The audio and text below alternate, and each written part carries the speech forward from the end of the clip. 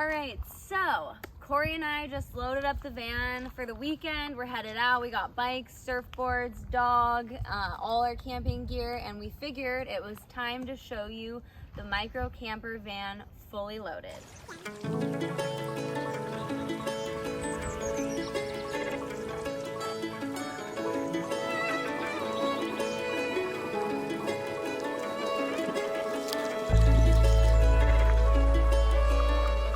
We've added a few additions since the last walkthrough video, and also all our stuff's in here right now. And with that, let's take a tour. Step number one when we show up somewhere and want to access the back is to move the bike out of the way. This is Kory's bike that he rides a lot of miles on.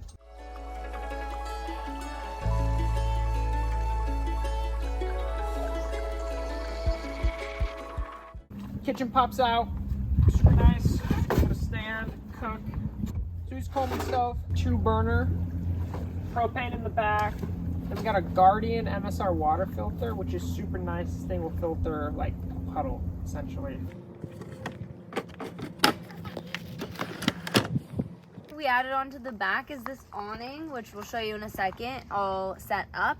But since we added on the awning, all of a sudden the surfboards were too, like the rack where the surfboards go was hitting the awning, so we had to add wood spacers on top of the rack in order so that the surfboards could also go on the top of the van with the awning. So me being shorter and only 5'5", whereas Kory's 6-something, I had to get a step stool so that I can get on top and try to barely reach the surfboards to get them on and off the top. This step stool is 18 inches high when it's set up, and I think I just got it on Amazon. The fact that this folds up small is really nice. I will link it below.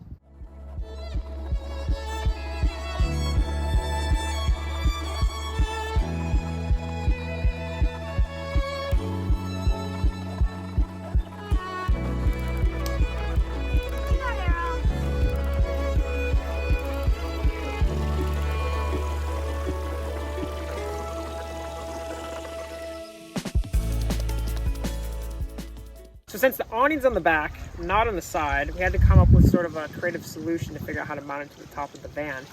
And what we decided to do, or we figured out, was that there's actually 2 nuts in the back of each of these sides here. And so all we had to do was get bolts, and then we got brackets. I believe this is I think it was a 10-inch bracket. So we got a 10-inch bracket, 2 bolts, and then just like a 1/2-inch little riser on the little section of like a 2x4 essentially.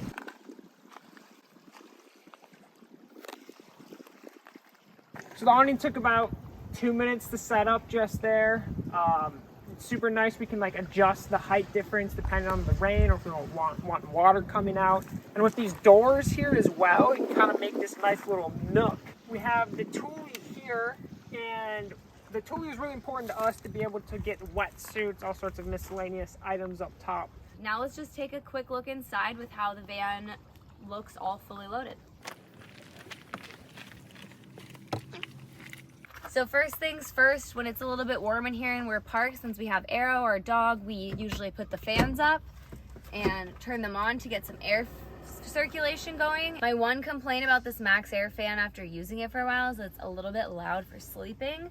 The other issue we've had with it is, for some reason, the way our electrical is wired, the lights kind of flicker at night when it's dark and we want the fan going. So when we designed the van, we didn't exactly know like what we'd be needing storage for. We just knew we were gonna need storage. So since traveling out of it for some time now, we figured out that these cubbies are super nice for our clothes. So top cubby is my cubby, and that's where all my clothes are. This cubby is Kory's cubby, but it also looks like there's some nori in there right now for sushi later tonight. Usually we don't put food in there.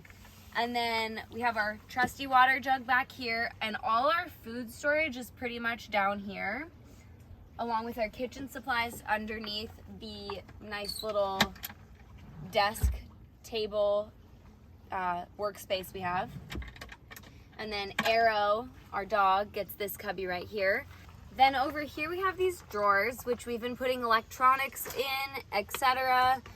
This is Kory's drawer. He's got his foam roller, towel, journal. We don't have our computers on this trip, but if we did, we might put them in here. This is my drawer, so we each have one. Might go running, so I got my running vest. The Dometic fridge is working super great. Under here, all our veggies are stored.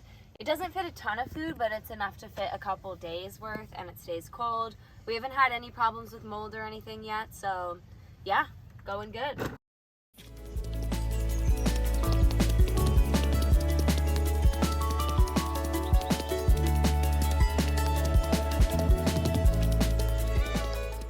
Another feature we've added, which we like a lot, is this net that we have storage on. Right now we have sleeping pads up here because the foam we bought for the van bed is really thin and it just started compressing pretty quickly after a couple weeks of traveling with it.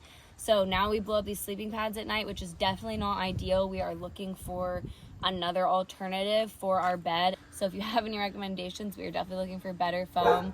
This is Arrow's position in the van when he eats treats. Not sure why, but yeah.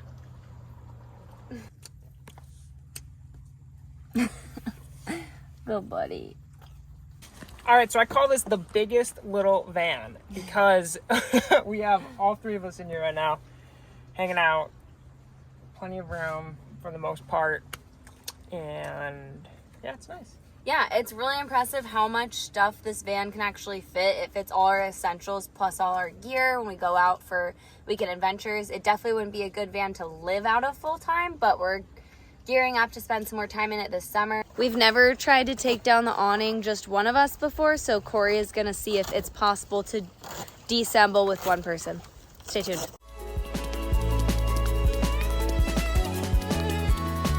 I don't think I could do this like you're doing it.